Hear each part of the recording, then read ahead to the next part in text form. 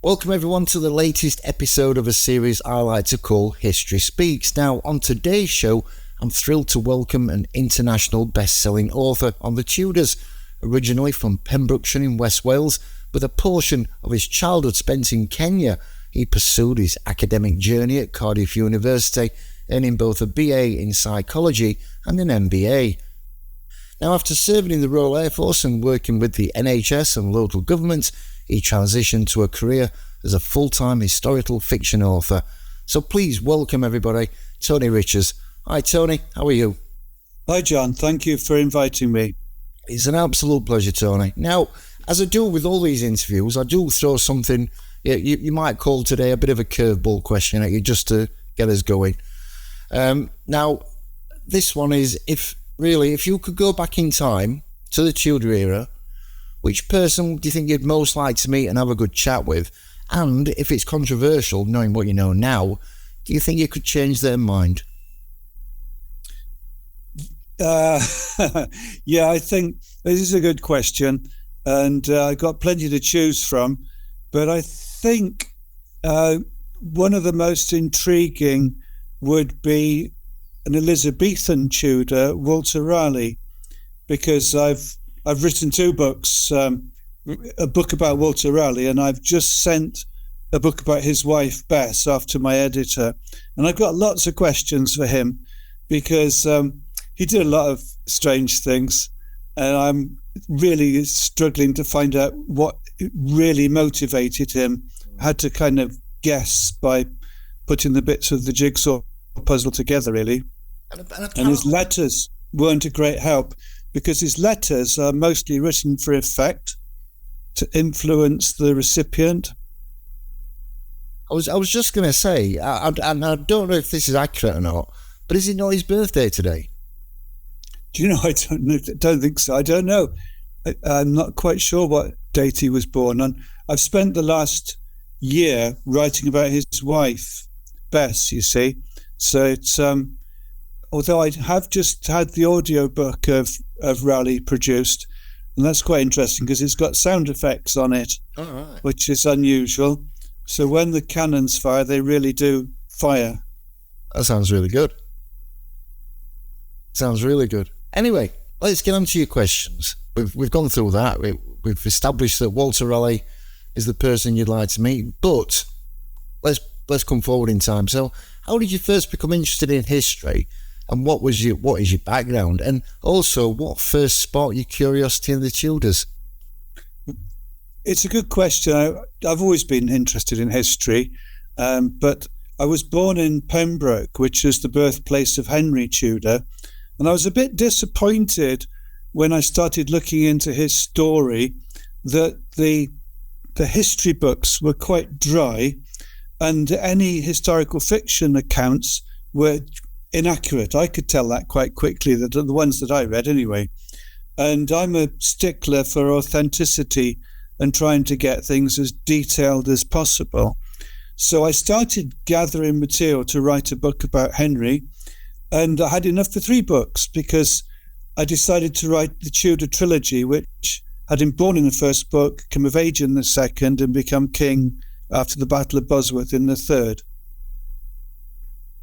Now, today, we are going to be briefly talking about 3 different Tudor ladies. So let's start with Katherine Willoughby. Now, I've read that she was named Catherine after the Queen, who was probably a godmother. And her mother went back to the Queen's service after giving birth. And she was also granted livery of court. Now, today, I guess that's what we'd call... full board at the King's expense, because apparently city life was not thought advisable for small children, and there were no facilities at court for the permanent residence of them. So she was just left at home, which can't be a great thing, although I guess today it's much different with maternity leave, because women obviously have 9 months or whatever off now when they give birth. But moving on with Catherine's later life, shall we say, how did she first become married to her guardian, Charles Brandon? Yeah, that raised a few eyebrows because You're right, that Catherine's mother was Maria de Salinas, who was a lady in waiting to Catherine of Aragon. So Katherine Willoughby actually knew every one of Henry VIII's wives, starting off with his first one, who she knew extremely well. And she was made a ward, which was quite a common thing to do, in that noble ladies were brought under the protection of a guardian who would teach them the ways of court and chivalry things and all that sort of stuff. And Charles Brandon was married to Mary Tudor, Queen of France, who was the youngest sister of Henry VIII. And sadly, she died, and he didn't have to look very far because right in front of him was his 14-year-old ward. And she also happened to be an heiress and would inherit huge swathes of Lincolnshire. So he decided that rather than marry her off to his son, which was plan A, he goes straight to plan B, which was to marry her himself, which is what he did, much to the amusement of his contemporaries. I wonder what Henry thought about it. He thought it was quite funny, actually. We have to remember that Henry had few friends, few people he could call a friend, especially male friends, because mostly they were on the make. Charles Brandon was the exception in that Charles had taught Henry to joust when he was a little boy and had grown up with him, really. And they absolutely trusted each other. And Charles Brandon was often mistaken for Henry VIII because he was a great big bear of a man and was seen around the same sort of places. So foreign ambassadors would sometimes bow to him and call him Your Majesty and things like that. So he could really get away with whatever he wanted. He's fiercely loyal. And we have to remember not to apply modern standards to the Tudors all of the time. That as far as everybody was concerned, Katherine Willoughby was of age, and it seemed a perfectly logical thing to do. Although, as I say, it did get a few wry looks. Yeah, exactly. And I guess the circumstances surrounding a marriage are, as you've already said, they are intriguing and do give us a glimpse into her early life. Now, as her story continues, her role within the Tudor court becomes even more fascinating, because when Catherine eventually, she becomes what's known as a great lady to Henry IV's wife, Anne of Cleves. How did that play out? Henry VIII's wife, yeah. It's complicated, as all these things are, because she, with Charles Brandon, she welcomed Anne of Cleves when she arrived in the country, and so they became fairly close because Katherine Willoughby Brandon had all of the inside track. She knew how to behave and what to wear and all those kind of things, all the information that Anne of Cleves really needed. And they became quite close. But they were never that close because there was quite a big cultural gap between them. There was between those, as you say there. I mean, Catherine's role during that period, I guess, reveals a lot about her relationship with Henry and the court. And it also, I guess, raises some intriguing questions about the dynamics of the connection with Henry in later years. Do you think that there's any truth in Henry VIII wanting to marry Catherine as his seventh wife? Yeah, there's truth that he could well have wanted to. We have to remember, this is after Charles Brandon had died, whilst he worked right up to his last day, by the way. And so Catherine was available, and she was wealthy, and she was extremely well educated. But there's a couple of snags. One is that her best friend was Catherine Parr, who was the king's wife anyway. And the other snag was that she was in love with her own master of the horse, a chap called Richard Bertie, and intended to marry him after a decent amount of time had passed since the death of Charles Brandon. So I put a scene in my book where there's a sort of awkward moment where he almost sounds her out. Henry VIII almost sounds her out to see how willing she would be. But it doesn't help that his leg is up on a stool with a quite serious ulceration while they're having this conversation. She doesn't want his money. She doesn't need his power. She's very loyal to her friend and basically doesn't want to have anything to do with it. Do you think the ladies back towards Henry's kind of latter years, if you want to put it that way, the ladies had become more wise to the fact that if Henry asked, they didn't necessarily have to agree, because that sounds like what you've just said there about Katherine Willoughby. She wasn't at all enamoured by this guy and possibly didn't want, to get fully involved, whereas Catherine Parr felt that I guess she needed to get involved, and she did get involved. Yeah, I think that she regretted that decision. Yeah. Catherine Parr did, but one of the things I've learned looking very closely at the lives of these women is that we've been brought up to see them as very meek and humble and obedient and not really having a mind of their own, which couldn't be further from the truth. And you think Catherine Parr wrote Lamentation of a Sinner and actually dedicated it to Katherine Willoughby if you look at the dedication page. So that shows the closeness of their relationship. And really, Catherine had every opportunity to see how it worked out for her friend, and certainly didn't want to do that herself. And they couldn't really force her, because there's a strange thing about the status of widows in Tudor times, is that they, unlike most ladies, were allowed to own property, they were allowed to run a business, they could have their own household. There's so many things a widow could do. She was almost better off after Charles Brandon had died than while she was still his wife. I think the other thing is, and I was talking to somebody about this the other day, when Henry had kind of removed Catherine of Aragon from his life, there were sort of families trying to push up into that higher echelons of the court and be close to the man, whereas towards the end of his life, it seemed that people knew what he was like and were trying to pull back. Do you see that? Yeah. Oh, definitely. We normally see pictures of Henry in later life. He's normally portrayed in later life. But as a young man, he was very virile and agile and a champion jouster and all of those things, and tall and handsome. And in his later life, he was none of those things. In his very late life, he had to be lifted onto his horse with a winch and lowered down, groaning and complaining, and wasn't really much of a catch, But the younger wives tended to be more compliant, I think, than the older wives. And possibly they started to think, whether they were going to lose their head, like two of them did. Well, it's always part of the problem, isn't it? Yeah. It's a consideration.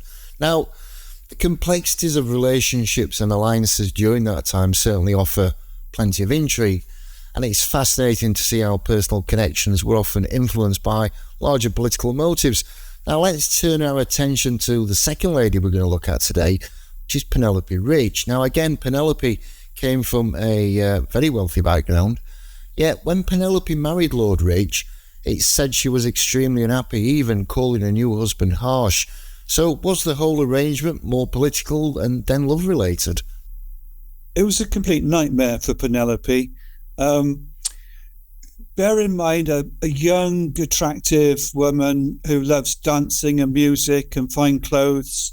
Her mother, Lettice Knollys, was often mistaken for the Queen, interestingly, Queen Elizabeth I, because she was so extravagant with her coaches with white horses and all things like that people used to cheer when she came around the corner thinking it was the Queen had arrived.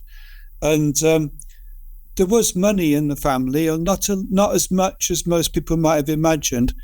But what happened was that Penelope's mother had an affair with a chap called Robert Dudley.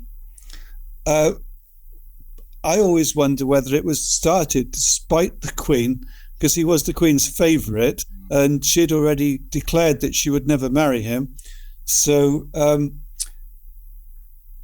they married in secret, much to the Queen's annoyance. Both got banished from court and were lucky to not end up in the Tower, really. But that meant that Robert Dudley was Penelope's stepfather. So he decided who she would marry.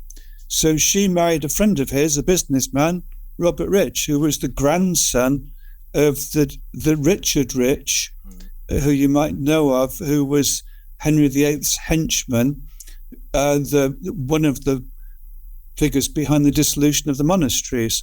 And Penelope's new husband was a strict Puritan who hated dancing, hated music. He believed wives should be not seen or heard, really. He closeted her away in his mansion and wanted her to produce him a son and heir ASAP. And that was it as far as he was concerned. Whereas Penelope had always wanted to marry Philip Sidney, the warrior poet, who used to write long odes praising her of unrequited love. And of course, that was then impossible unless her husband died. She was trapped in this loveless marriage for the rest of her life. Would Penelope have... I know Robert Dudley, obviously, and Kenilworth Castle have obviously massive links there, because he offered Elizabeth, was it like 2 weeks or something, to come and visit him. Would Penelope have also lived there at some point in her life? Or? No, she went straight from being a lady in waiting to Queen Elizabeth and travelling around with the Queen to an exile, really, in her husband's mansion, producing an heir for him. So she didn't have any benefit of being the stepdaughter of Robert Dudley at all. It's interesting. Now, examining the personal dynamics of Penelope's life, it does reveal much about the complexities of a world, as you've kind of mentioned there. And her actions and alliances also offer a fascinating glimpse into the larger political landscape of the time. So, why did Penelope give her support through letters to James IV of Scotland to a succession of the English crown? To understand that, you need to know, well, people know these things, but her brother, Robert Devereux, was the Earl of Essex and was a wheeler-dealer chancer who acted first and thought about the consequences afterwards. And his wife was Frances, the daughter of the Queen's spymaster. So between them all, they could come up with coded letters and try and put a marker down with the favourite contender for the succession, which was James of Scotland, in the hope that if he did replace Elizabeth, then they would be extremely well positioned. So in their letters, they said things like, we'll make sure you've got the right people surrounding you, because Robert Devereux took a dim view of people like Robert Cecil and others that were surrounding Elizabeth. And he saw himself being perhaps the new king's right-hand man. And of course, Penelope saw herself as being the new queen's right-hand lady. Lots to gain, but a lot to lose as well, because it would have been called treason if they'd have been discovered, and they sailed very close to the wind. So would all the letters have been sent in this secret code, or was it just like a general letter would have been written, but the names were encoded, but not very cleverly? And I mentioned Robert Cecil. He was a spy master himself. He got hold of the letters and was able to quickly work out who'd written them, why, and how he could use them as leverage. So she was very lucky then in that respect, wasn't she? To or unlucky, really, to have been led down that path by her brother, by her younger brother, by the way. So, their mother wasn't much of a mother to them. And so Penelope was very much the big sister of Robert Devereux, Earl of Essex. Yeah. I mean, it's fascinating, the interplay of loyalty and ambition. But with such bold moves often came significant risks, and I think you've just kind of touched upon it a little bit there. The battle between the siblings almost got Penelope executed. So how close was she to that outcome? Wow. Well, she was placed under house. Well, just step back one little bit. The Queen sent Robert Devereux on what could have been a suicide mission to fight against the rebels in Ireland at a time when there was plague in Dublin and the rebels were really getting well organised. I call them the rebels. That's from the English point of view. They see themselves as freedom fighters in Ireland. And he quickly saw that it was an unwinnable war from his point of view. His orders was to not return until he'd won. He completely ignored that and returned, and that got him in a lot of trouble. And then he led a rebellion, he claims, not against the Queen, but against the Queen's advisors, people like Robert Cecil, and that failed. So he then, when he was interrogated, said that his sister Penelope had encouraged him in his rebellion. So she was locked up as well. And there was a precedent for people like her suffering the ultimate penalty for treason, because it was definitely clear, cut and dried case of treason. And so she fully expected either to be thrown in the Tower dungeons and left to die there, which happened quite often, or to be executed, which also happened with relentless monotony, really. And he, of course, did succumb in there. He did, yeah. He did. Yeah, so... He was released at a later date, I think. It's all very sad because he was in such a good position. He was the son that Queen Elizabeth never had, and he was like a spoilt teenager in the way he behaved with her, by all accounts. So that would have put Penelope in a very strong position, except that her mother was banished. And whenever Queen Elizabeth looked at Penelope, she saw Penelope's mother smiling back at her, which didn't help at all. Probably not. But Penelope Rich's story does offer a fascinating glimpse into, I guess, intricate relationships and political intrigue of a time. And another compelling figure now from the same era, who also navigated the complexities of court with, I guess, remarkable skill, is Frances Walsingham. Now, she was the complete opposite, I guess, to Penelope, daughter of England's dubbed spy master and a lady in waiting, Elizabeth I. How did all that come about? It's fact, I couldn't resist writing about Frances. I should admit, first of all, that I didn't even register that the Queen's spy master had a daughter when I started writing about these. But what happened was, I mentioned Philip Sidney before, and that Penelope Devereux Rich wanted to marry Philip Sidney.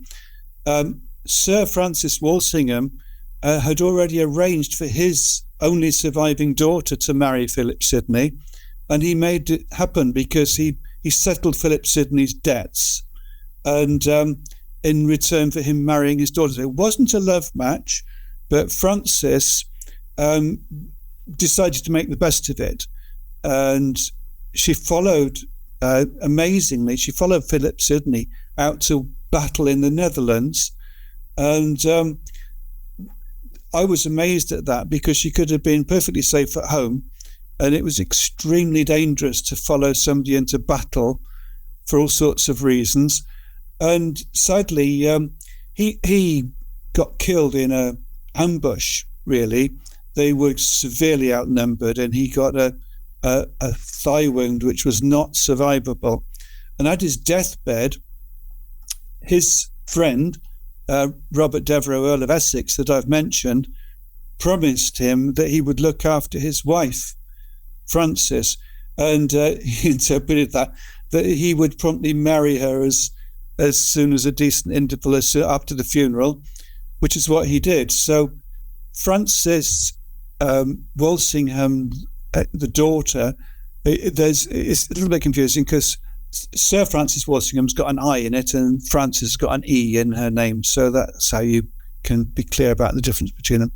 But she ended up as a widow, expecting a baby, and she married then the Earl of Essex, and then that meant that Penelope was her sister-in-law, and they became close friends. So I'm sorry if that sounds a little bit complicated, but it's really quite simple in that you could say it was a bit of a misunderstanding. Robert Devereux was being typically gallant. He didn't love her, I don't think, but she wasn't particularly wealthy or from a titled family or anything like that.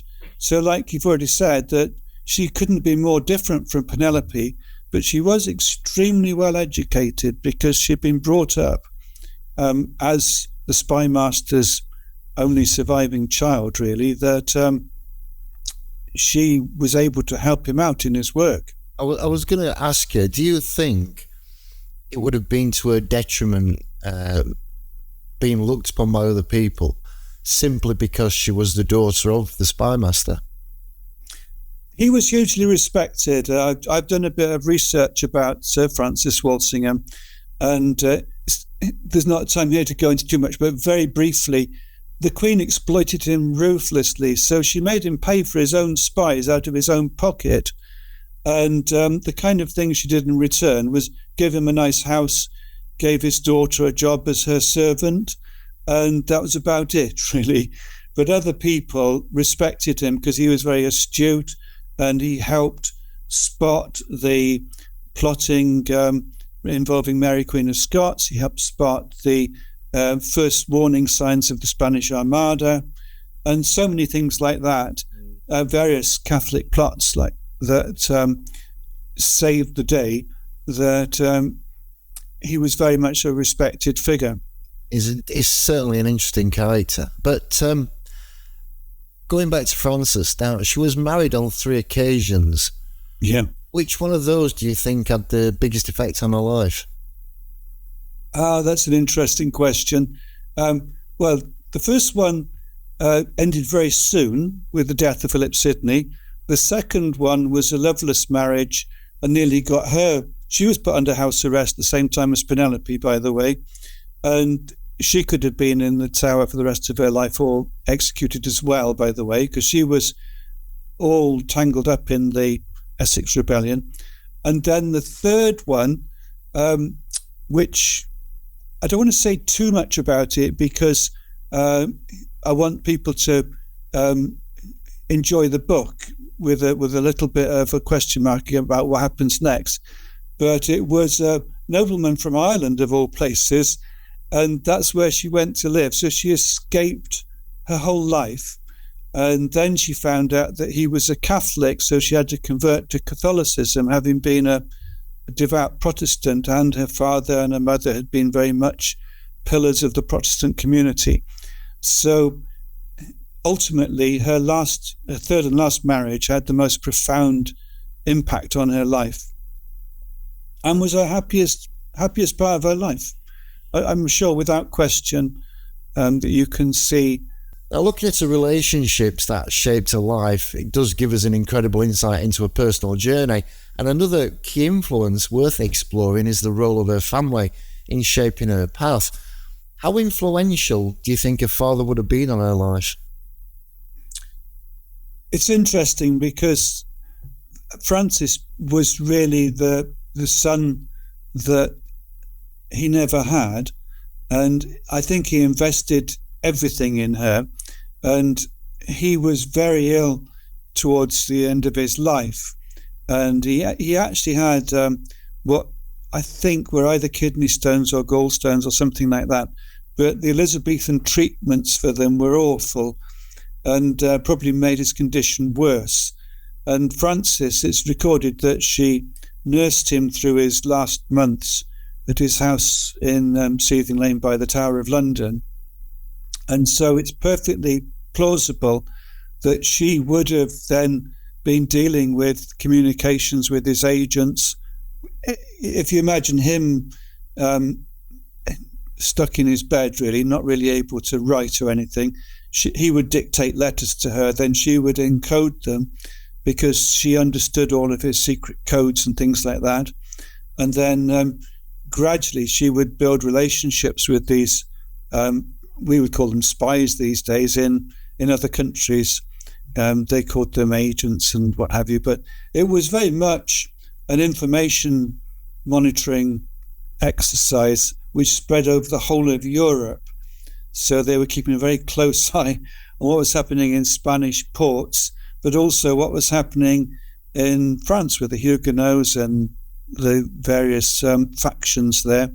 So it would have had a huge impact on her worldview, and very atypical. So whereas somebody like Penelope that we spoke about was very much focused inwards on events in England, with a little look over the border to a possible future king from Scotland, Frances would have taken a very pan-European view of everything, including politics, religion, economics, and that made her a fascinating person to write about, really, because she had a very different kind of power, which he came from humble stock, her father, and really he'd worked his way up by delivering what the Queen needed when she needed it. And so Frances wanted to make sure she did her best for none of that to have been wasted. So it's a bit like Bletchley Park of the 16th century, isn't it? Really? That's right. Yeah. I guess that's one way of putting it. Just going back a little bit there, when you said, I think you said he died with possibly gallstones or something like that. In those days, we know the medicine wasn't anywhere near it is today. How would they have known what the illness was? How would they have kind of worded it? Because I've read a lot of kind of descriptions of people dying in 500 years back, over a period of time, where there always seems to be a description. But going back then, how would they have known whether it was cancer or anything, just a common cold?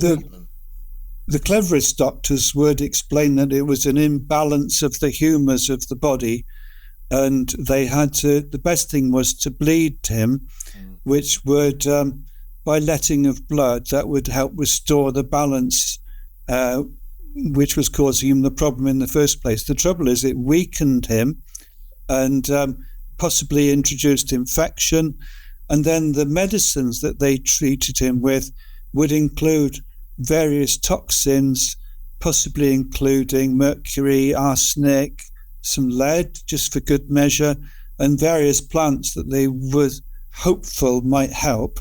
Some of them might have had antiseptic qualities or whatever. And right at the beginning, we talked about Walter Raleigh. When he was locked up in the Tower, it was called the Garden Tower in those days, not the Bloody Tower. And he had a little garden where he grew various herbs and made potions which tried to address some of this. So he was a man ahead of his time.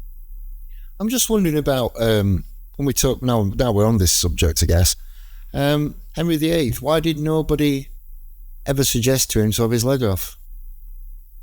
Oh, they did. It was something that had been discussed, and it was the absolute last resort.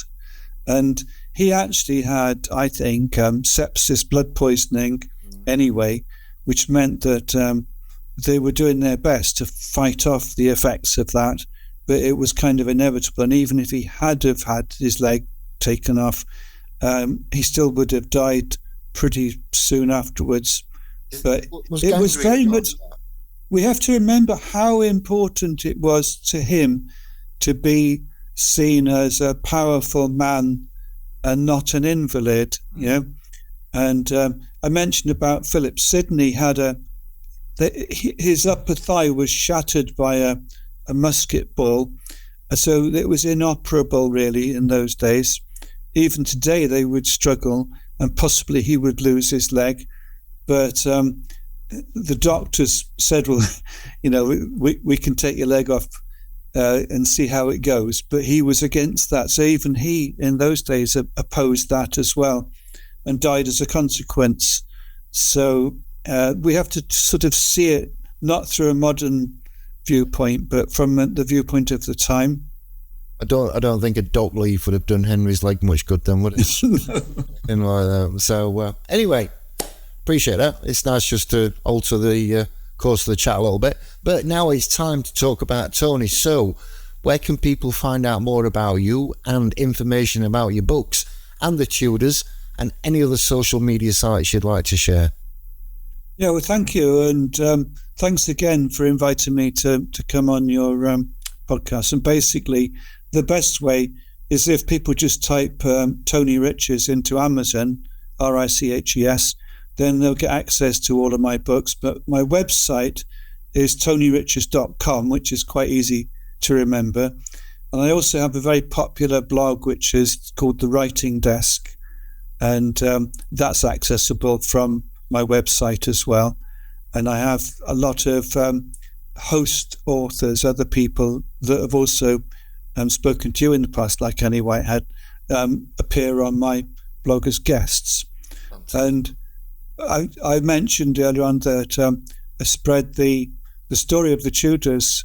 It starts with Owen Tudor's very first meeting with Queen Katherine of Valois and goes through to the last days of Elizabeth I, and just teases us with a little glimpse of life in the Stuart era. And I've just sent the 6th and final book of my Elizabethan series off to my editor. So it is a series of 12 books. So if somebody starts now with book 1, which a lot of people do, then by the time they get to the 6th and final book, it will be published for definite. They're all available as audiobooks as well. So I'm aware that a lot of people find audiobooks useful when they got a long drive or something like that. And the quality of them has improved no end, because the latest ones have got sound effects on them, which is quite intriguing. I find it fascinating to hear my characters actually speaking back to me. I think, did I write that? But even after all these years, it's 15 years I've been doing this, that I still find it fascinating to hear the audio versions. Do you think you've covered the whole of the Tudor period now, or is there still more for you to look into? Oh, it could go on forever, but I think 12 books is a good run at it. And what I've done, I didn't write a book from Henry VIII's perspective, and I didn't write a book from Elizabeth I's perspective. What I did is I showed it from the people closest to her and closest to Henry. So basically, for Elizabeth I, she's such a complex person. I chose 3 of her favourite men and 3 ladies, and each of them has got a very different perspective on her. So you do end up with a multifaceted view of the person, all of the bits meshing together. So, I wrote about Francis Drake worshipped her, although he had a massive chip on his shoulder, and Robert Devereux was the son she never had. So it's like each one has got a different view. And I mentioned about the difference between Francis and Penelope, for example. They both saw her very differently, even though they were quite close to each other as sister-in-laws, that they had a different view of Elizabeth. Fantastic. And don't forget, everybody, all Tony's links will be in that description box below. So, Tony, thank you so much for joining us today and sharing your incredible knowledge about these 3 fascinating yet possibly lesser-known Tudor ladies. It's always a pleasure to learn about the hidden corners of history, and your insights have certainly given us a fresh perspective on the Tudor era. So thank you for your time, your expertise, and for making history come alive for us today. It's been an absolute privilege to have you on the show. Thank you very much for your time. Not a problem. And as always, to everyone who's tuned in, thank you so much. And we've still got some more incredible guests coming on History Speaks. So if you love history, you'll love History Roadshow. And don't forget to like, which is one of these, subscribe and hit that notification bell so you'll never miss any of our historical stories. So until next time, keep exploring the past with us, and we'll see you in the next video. Bye for now.